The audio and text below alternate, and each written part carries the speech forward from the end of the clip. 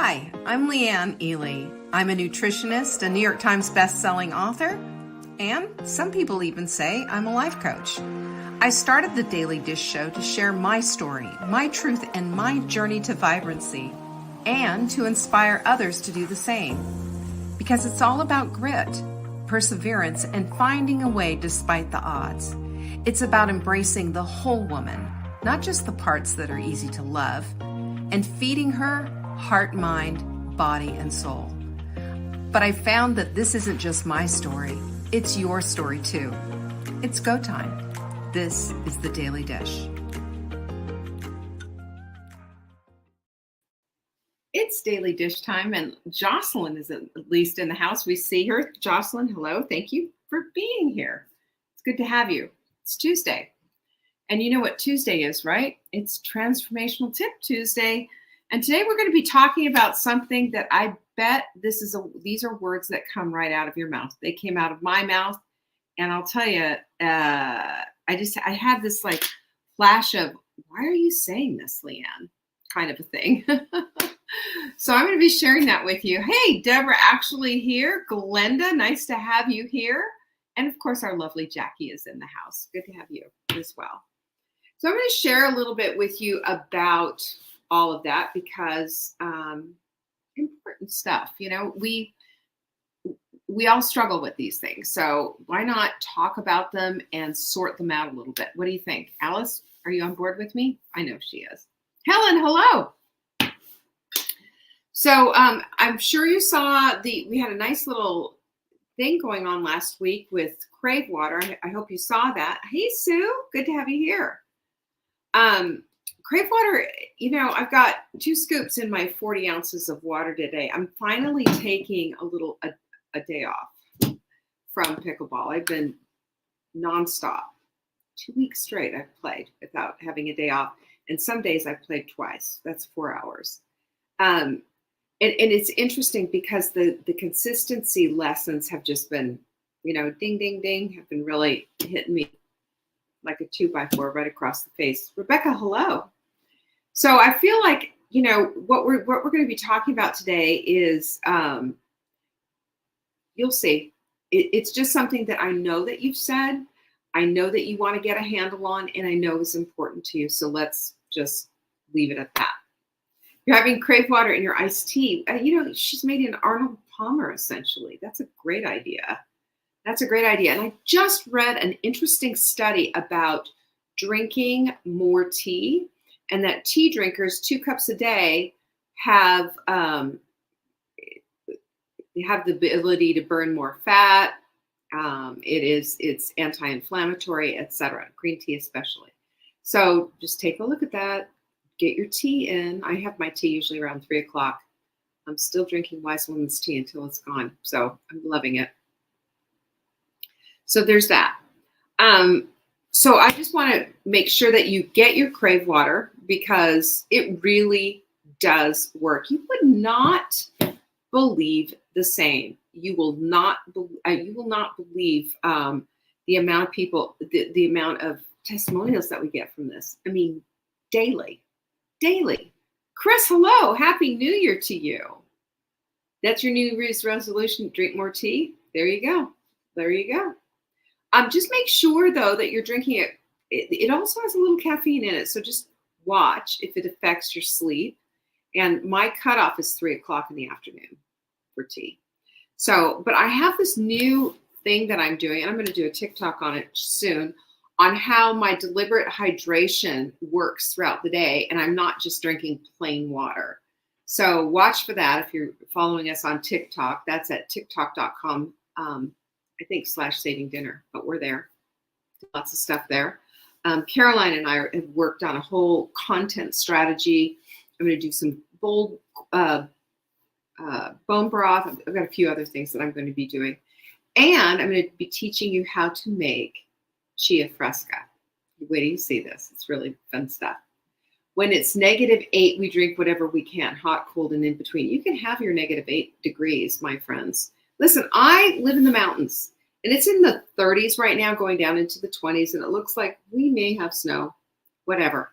I know a lot of you have colder weather and more snowy conditions wherever. But there's a lot of people where we live is it's basically in the summer, we get a lot of snowbirds from Florida. I mean, they're out and they are out of here. Let me just tell you, once those leaves are gone, they're out of here. They go back down to Florida. And at first I was like, oh man, leaving, blah, blah, blah. Now I'm thinking, what a good idea. Florida, it's warm. They've got short sleeves on. They're not bundled up like, Nanook of the North Pole. But, that's me freezing all the time. What are you going to do? What are you going to do? Lynn, good to have you here. Our over 40 water is getting ready to ship. This is it, over 40 water. And in it, you're going to get all kinds of ingredients that's supportive of your body, because I'm guessing everybody here is over 40. Yeah? So when we have perimenopause, menopause, and then postmenopause, we get a variety of symptoms that go with us all through this transition, including sometimes moodiness, sleeplessness, including things like decreased energy, lost libido, your hair, skin, and nails don't look the same. There's all kinds of things going on. That's why every single ingredient in here is part of the whole hydration equation. Hydrating on purpose. That's what this is all about. Trisha, I'm glad you're here. She's visiting PA from Florida and went out for walking in the snow. She had a good time this morning. Yeah, but you don't live in it, honey. But I love Florida. I think Florida's fabulous and warm and great, especially when it's chilly up here. But I love where I live. I love where I live. So there you go. You have the same thing. She's a tourist town in Arizona, Alice does. And she's got her winter population doubles. And we lose our people. Linda, hello. Snowy where you are. So so over 40 water, you can find it savingdinner.com /40. You can spell it out or you can do the numerically, but go grab it, because I will tell you, I've noticed an increase in energy levels for myself. I've noticed with the creatine in it that it really helps keep me going on the courts and off the courts when I'm lifting weights and all the stuff that we need to support this active living, this active life that we do.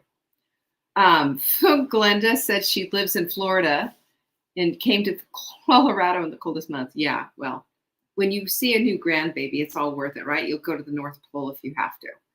So we have cold. Everybody has cold. It looks like across. And if you've been watching, the news with the Iowa caucus and New Hampshire and all the cold and everything, I'm just looking at that going, yikes, I have nothing to complain about. That's one of the things that I'm trying to also put the kibosh on, my friends, and that is complaining. And did you know that saying I don't have time is basically a form of complaining? And that's what we're going to talk about today. You ready? Anyone here? Give me a pinkies up if you've ever said I don't have time. Come on. Pinkies up. And don't forget, our quote of the week is really good. This is Christine Diarco, and she is a Peloton instructor. She said, begin the journey and be in the journey, which I like so much because it's, begin and be in. I think that's so good. But this, what I love about this is that it is not just doing something, but also noticing and being a part of it. There we go. Here's some honest women. Sue and Lynn both have their pinkies up. And the rest of you are just, you don't say I don't have time anymore. There's Jackie. All righty. See, this is honesty right here. And I want to address this in this form. There's Jennifer. Hi, Jennifer. Good to have you here. Honesty again. This is really an excellent cosmic 2x4 for all of us. Okay. And that's why I'm going to share this with you, because I said this to myself about, I don't even remember what it was about. I just don't have time for that. It's something. And you know what happened when I said that? I felt this yuck inside. I felt like, ugh, why did I say that? It was almost like bad mouthing myself, because basically saying I don't have time is a lie. It is. And, you know, it can significantly impact the way we do life. Physiologically, can change our body's chemistry, and psychologically. And yes, it's a cop out. Yes, it's a cop out. Linda says she's retired. She has time, but she wants to prioritize it better. Yes, I get that. And Lynn, you're so right. It is a cop out. Trish, you got victory over that. She doesn't say that anymore. That's awesome. But and I mostly don't say that, but I said it just today. I said it. And I realized and recognized that in my head, there's a lot of chatter that's going on anyway. And sometimes it's this negative self-talk that's just going right under the radar. And you remember I told you that Bruce Lipton, who wrote The Biology of Belief, said that 95% of our self-talk is under the radar. It's all subconscious stuff, and we're not even conscious about. And I want to take my unconscious and put it in the conscious, because that's how we effectively change things. That's how we move the needle and make things happen. There's our Kathy. She's got a snow day today. Not unusual. It's happening a lot right now. So let's look at how we manage then our daily lives and how we manage our time, of course. I mean, there's a practical side to this, but I also want to just dig into the whole psychology and the physiology of it and kind of break it down a little bit. There's a ton of, when I was researching this, I found so much research that all went with this, and I thought, wow, that's really kind of impressive, isn't it? But it's a habit that a lot of us are in. It's a knee-jerk type of a thing that we do. Is I don't have time. And if we can really hold on to that, if we can really grasp that with both hands, then we can find ourselves in a fully different position of doing life differently, of recognizing that we're telling ourselves a lie, and doing things a whole lot differently, so that we can move that needle and we can get the things that we want, and we can stop being so darn frustrated, right? I mean, I know you can relate to this. So let's unpack some of this. There's 3 big physiological and psychological effects of telling yourself that you don't have time. This actually happens to your body. This actually happens to your mind and the way you think about things. Hello, Gisela. Good to have you here. So the first thing is the increased stress and fatigue. And that obviously, when you feel like this constant pressure, I don't have time, I don't have time, I don't have time, which I lived like that for so long with my children. And if you can relate to this one, when I remember as a mom saying, hurry up, let's go, hurry up, let's go, hurry up, let's go. And constantly, you know, like I said, oh, I'm herding cats and all that. Of course, you say that. But I felt like I was rushing through my children's childhood.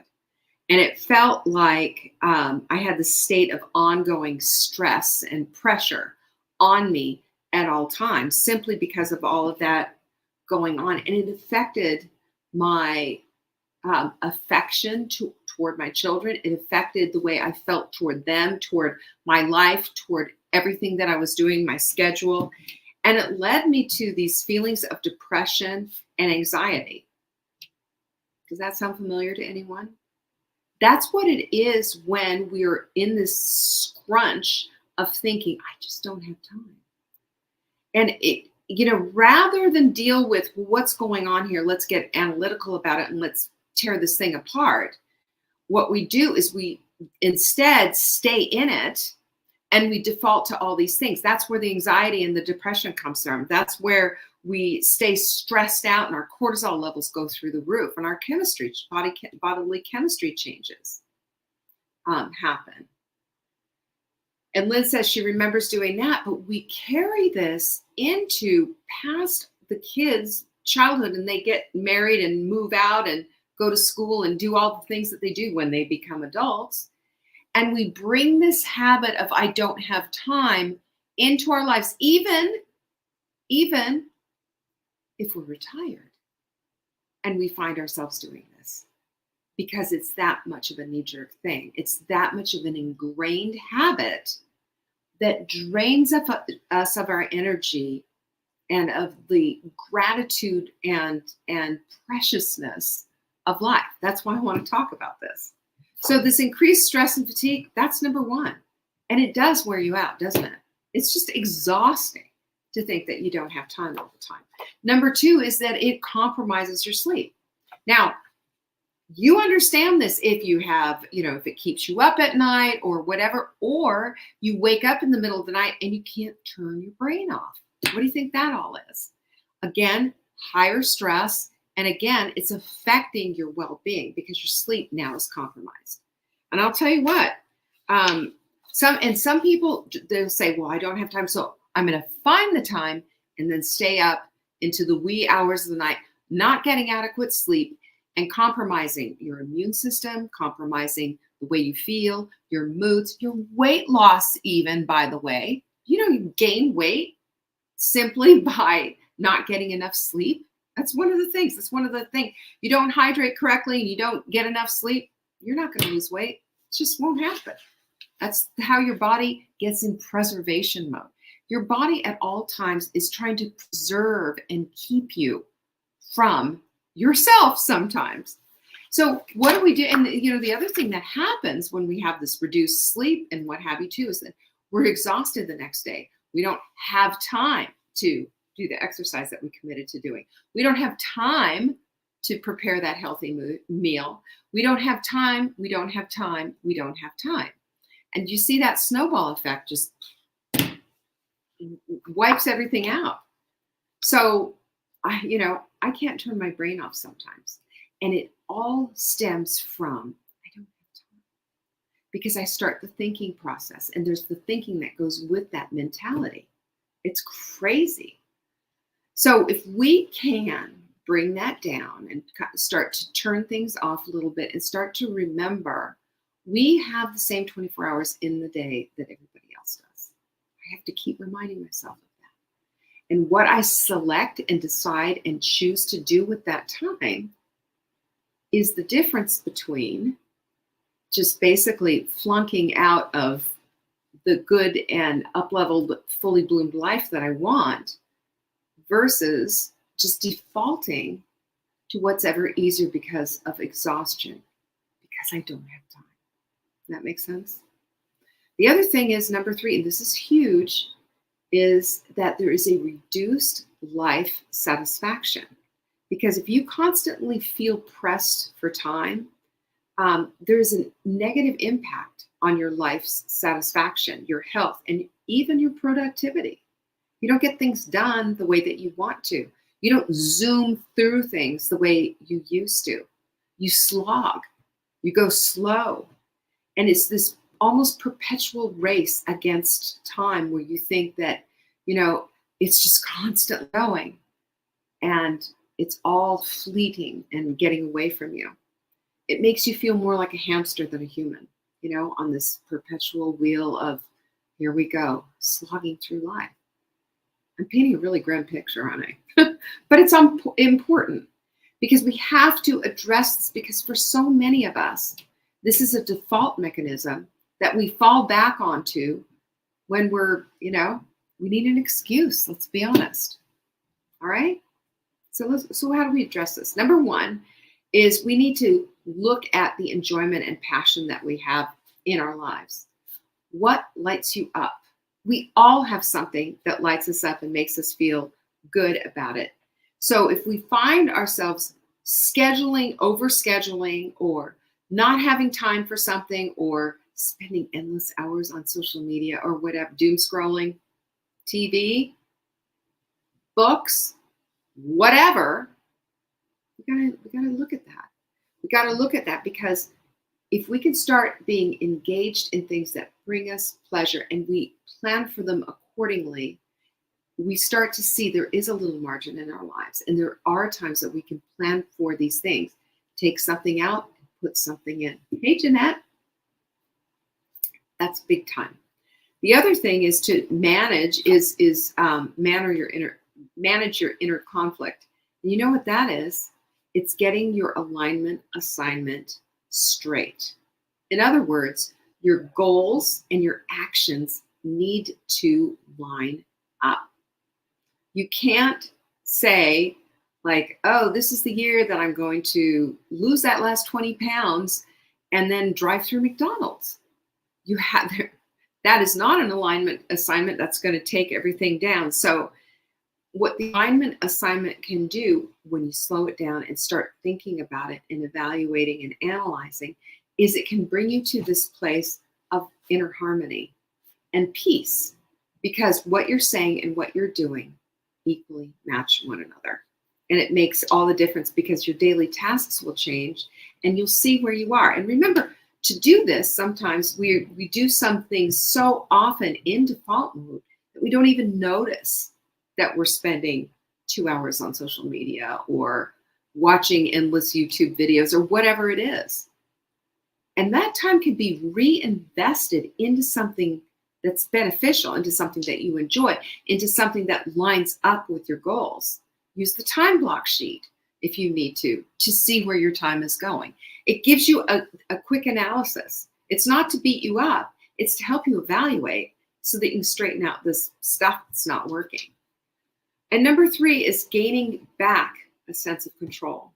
I will tell you, this is why I think our Crave water, is such a huge seller, is because it gives the person back a sense of control. I can control this craving. I can control what's on the end of my fork. I can make a decision to quit smoking. I can stop drinking. I can stop doing X that I used to crave. Gives you back control, right? So if we can get back and feel like we have control of our schedule and we can take the pressure valve off, we find ourselves in a much different situation. And we just make those active steps to line up our days in a way that we weave in the good stuff that we want in there, that we make sure that those goals and those action steps are integrated into our day. And boy, I'll tell you what, if we add in all the good stuff, you know what I'm talking about, the meditations, the affirmation goals, and intentional goal setting like that, we do all of these things, we rewire the neural pathways in our brain. And that there's just nothing better on earth that can help you become the person that you want to be. Up leveled, fully bloomed, who you are, who you truly are. The other thing is it helps you to reassess the value of your time. It's mind-blowing to me how often I'll find myself going, well, oh my gosh, I've been here on TikTok because and part of my whole thing is I want to know what's out there on TikTok. So I'll look and see what the SEO is, and says that is search engine optimized, by the way. Words are out there. I'm looking, I'm scrolling through, I'm doing a little bit of research, but that research can quickly go, oh, isn't that interesting? Oh, well, let's watch this influencer do X, Y, and Z. And you lose track of time. So when we reassess the value of our time and use your, phone, good grief, you've got alarms for days. That's what I do for social media because I got to get off. I can get sucked in. We can all get sucked in. That's what the algorithm's about on any of these platforms, to suck you in, to make you lose your time. And as you lose your time, you'll find out that you don't have time anymore for the things that are really important for you because you got sucked into that vortex. Does that sound familiar? Same with doom scrolling. Same with anything, television, Netflix. You can binge watch an entire series in a few days if you want to dedicate the time to it. So if we can be aware of the activities that truly mean something to us, and the ones that don't, but are necessary or that we want to do or that we want to add into our day, we can set an alarm to that.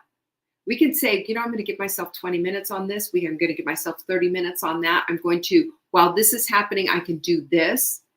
And that means that what we're doing is we're saying yes to ourselves. We're prioritizing our goals because the actions now are going to be integrated into our day. and we're managing our time effectively because we do have time. Let's be real. So if we do this, then we're establishing a consistent routine, which is fantastic because we need routines. We also need rituals, and we need to mind our heart and minds, bodies, and souls. We need things that are going to address every part of who we are as fully bloomed women. We need that. And when we do it, we find ourselves in balance, in harmony, and in appreciation of the juicy, wonderful life that we do all possess. Seriously. Because, and this is an interesting thing. I just saw this, oh boy, Haberman, if you know who he is, it's something Haberman, but he does a podcast, and he was talking about this part of the brain that gets bigger as we make the decisions that we follow through on. So, for example, if you say, I'm going to work out these days a week, and you follow through even when you don't want to, that part of your brain grows and gets larger, and it gets more capable of handling the I don't wanna thing. So I think that's interesting. And Haberman, I'm pretty sure his last name is Haberman. You know who I'm talking about, right? He's got a beard, really, and it's Haberman Labs, I think it is. He's got some pretty astounding podcasts, but this really lit me up because this is the whole thing right there, right? Is getting over that hump to be able to do the things that we don't necessarily want to do and not excuse ourselves with the I don't have time thing. So it gives us an opportunity to step back, to notice, to evaluate, to analyze, and then to create exactly what it is that we want. And remember, that part of your brain that doesn't want to do this, that's sitting on the couch in the comfort zone, is going to stay small and puny unless it gets pushed into be bigger and stronger. So think about that. It's just like a muscle that you exercise. So here's some practical examples of how you can do this. Number one, setting priorities. Choose and to prioritize those tasks that support the goals that you've set for yourself, So that might be saying no to certain obligations and yes to other things, and reevaluating how you spend your leisure time. For example, you might say, you know what, I'd really like to go out to lunch with this certain friend, but I know it's going to be like a 3-hour thing. I don't have 3 hours. I've got an hour and a half, or I've got an hour, whatever. So then you think about it and you say, you know what I can do? Let's meet for coffee instead, and say, you know what? Let's meet for coffee at 8, but I've got to be out of there by 9. That's how you evaluate and reassess, so that you're not in this, Andrew Huberman, thank you, so that you're not in this place of just blowing things out of the water. It's so critically important that we do this, because that gives us boundaries, that gives us routine, that gives us, it's like a bumper car. We can bump into the sides all we want, but we stay in our lane. And when we do that, it's honoring to yourself, it's honoring to your goals, and it's part of that brain that grows because of the discomfort of saying no and of pushing yourself out a little bit. And it gives you that opportunity to be really proud of yourself. And there's nothing wrong with that, by the way. Hey, Jane, it's good to see you. The other thing is to engage in enjoyable activities. I've already said this, but this needs to be, so if you are a scrapbooker, if you're a crocheter, whatever, make sure that that's not taking over your life, but that you put it into your routine, your daily life, and have time for it, and it's earmarked for it. Then it becomes really special, Instead of just binge watching a whole, episode after episode of a TV show, say, from 8 to 9, we're going to be watching this TV show, and then look forward to the next one by being honoring toward your time boundaries. This is how we get out of the I don't have time, because we all do. Remember that. I'm also going to add to this that, to me, there's like the golden rules of meditation and journaling and gratitude. And purposely noticing, because these are the things that move the needle. And when we bring all of these simple things to the table, it starts to make our "I don't have time" excuse and lie look really small and insignificant. And it's because this is why I really believe in daily rituals and having that time, that time to meditate, that time to write your journal, that time to have a gratitude walk with your dog when you're outside, and to start noticing. It brings into your peripheral all those things you didn't notice before. And then you do realize, yes, I do have time. And oh, look at the time now. It's time for me to do X, Y, and Z. And when we see that and we start living by that, instead of letting time slip through our fingers, like a lot of us do, we see that time instead and we scoop it up and we see it as precious and we hold it in our hands. So your daily self-talk matters. So notice it. And your daily gratitude is going to open your heart. So practice it. And your journaling is going to bring all of this intention into the picture and start writing about it. I will tell you this, life is way too short to walk around perpetually complaining that you don't have time. And that's what it is. It's a complaint, it's a lie, and it's an excuse. All three at the same time.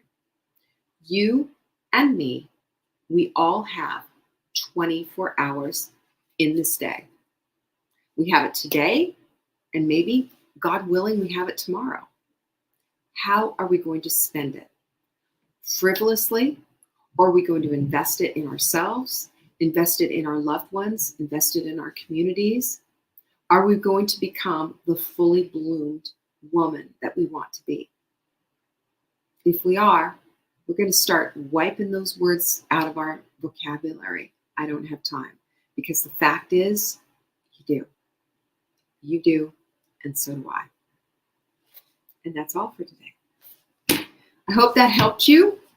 Don't forget, we have the announcements page. That's at savingdinner.com/announcements. And if you don't have Crave water, if you don't have over 40 water, you're missing out. Get it. The announcements page has all of that on there. And the other thing that you need to know is that we have a page for all of our past shows coordinated with all of the show notes. So anything that you've missed, you will find it there. And I will also tell you that tomorrow's newsletter has all the information about today's show, and we'll have today's show notes in there as well. I really appreciate all of you. Thank you so much for joining me this Tuesday. It's been a pleasure, and I hope to see you again next week. Peace be with you. Bye-bye. Thank you for joining me today. You can find me on TikTok for daily tips to help support your most vibrant life. And remember, you are the author of your own story.